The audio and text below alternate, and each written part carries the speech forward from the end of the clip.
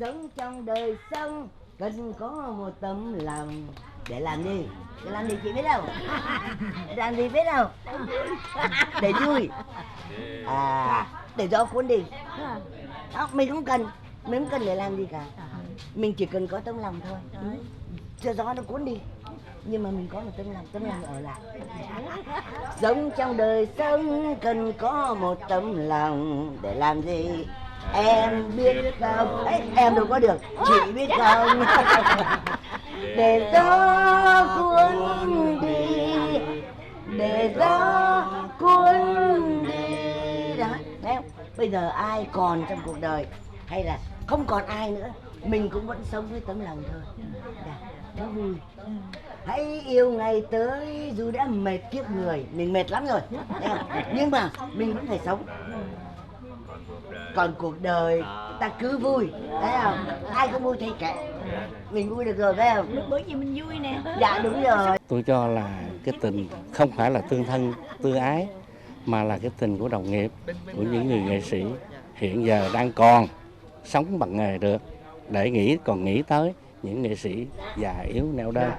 Thì đây cái này là quý vô cùng. Cái mong đợi nhất của các cô chú đó chính là được chính những người nghệ sĩ, những người đồng nghiệp của mình, những em, những cháu, những thế hệ kế tiếp còn nhớ, còn quan tâm đến mình, đến thăm, thì cái điều đó là một cái điều phải nói là các cô chú mừng hơn trên hết. Mà những người nghệ sĩ có tên tuổi, những người nghệ sĩ đã từng gọi rằng là vang bóng và cho đến giờ hôm nay thì vẫn còn là nổi tiếng trên, không phải chỉ có Việt Nam mà ra tầm ảnh hưởng của thế giới. Thì cái việc đến thăm của chị Ly, các thành viên ở đây sẽ có cái cảm nhận rằng đã xóa bỏ một cái ranh giới rất lớn là của những người ca nhạc đối với lại giới sân khấu, một cái giới mà thường thường hay bị cho là lạc hậu hoặc là cho là không tiến bộ. Mình vào đây đó không phải để thương người ta đâu, thương mình đó. Là mình cũng ở cái tuổi già rồi, mình cũng ở đầu con dốc rồi, mình cũng chờ lúc mình lăn xuống.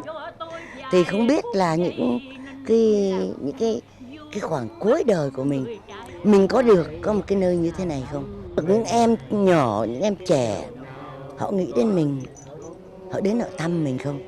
Những món quà không có giá trị gì bằng cái tấm lòng nghĩ đến nhau. Cái đời nghệ sĩ đó bạc bẽo lắm.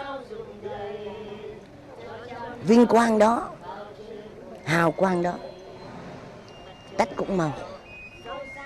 Cho nên cố gắng sống thế nào để khi mình về già rồi đó, còn có người nhớ đến mình, còn có người nghĩ đến mình, thăm hỏi mình, một ánh mắt, một nụ cười thôi. Tại vì những người già, những người lớn tuổi, họ không cần gì ngoài những cái đó.